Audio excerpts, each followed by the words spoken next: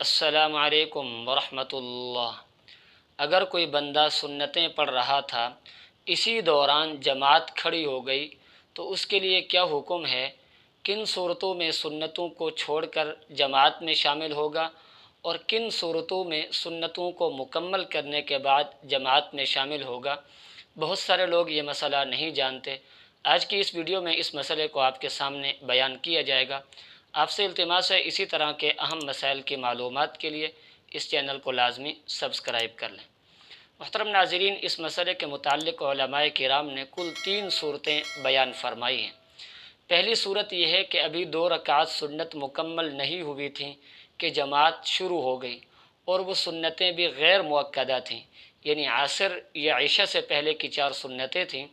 تو اس کے لیے حکم یہ ہے کہ یہ 2 رکعت سنت مکمل کرنے کے بعد سلام پھیر کر امام کے ساتھ جماعت میں شامل ہو جائے، اور فرضوں کی ادائیگی کے بعد ان سنتوں کی قضا بھی اس پر لازم نہیں ہے۔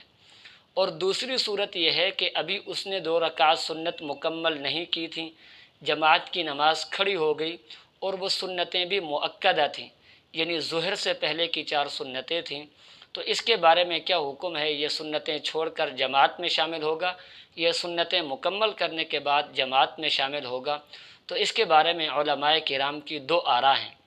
بعض علماء فرماتے ہیں کہ یہ 4 رکعت سنتیں اختصار کے ساتھ مکمل کرنے کے بعد جماعت میں شامل ہو جائے، اور بعض علماء فرماتے ہیں کہ نہیں، 2 رکعت سنتیں مکمل کرنے کے بعد یہ جماعت میں شامل ہو جائے، اور پھر فرضوں کی ادائیگی کے بعد ان سنتوں کی قضا اس پر لازم ہے، اس لیے کہ ظہر کی 4 سنتوں کو ایک سلام کے ساتھ پڑھنا یہ مسنون ہے۔ اور تیسری صورت یہ ہے، اگر کوئی آدمی 2 رکعت سنت مکمل کرنے کے بعد تیسری رکعت کے لیے کھڑا ہو چکا تھا، جب تیسری رکعت کے لیے کھڑا ہوا تو ادھر سے جماعت شروع ہو گئی، تو اب اس کے لیے حکم یہ ہے، خواہ وہ سنت مؤکدہ پڑھ رہا ہو یا سنت غیر مؤکدہ پڑھ رہا ہو، دونوں صورتوں میں اس کے لیے حکم یہ ہے کہ وہ اپنی سنتیں مکمل کرنے کے بعد جماعت میں شامل ہو جائے۔ اللہ رب العزت سمجھنے کی توفیق نصیب فرمائے۔